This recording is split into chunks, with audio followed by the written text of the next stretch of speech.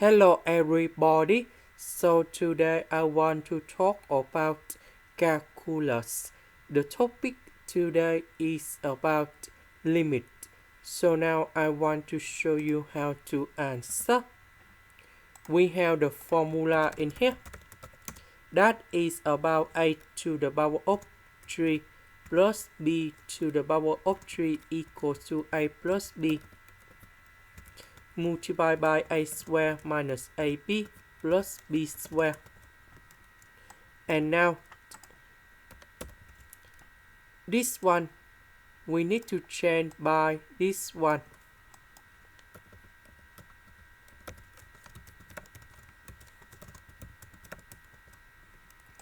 Next, we simplify x plus 1 on numerator and denominator.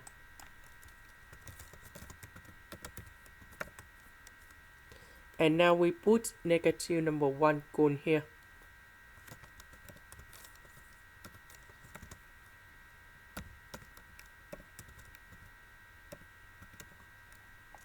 This is the end.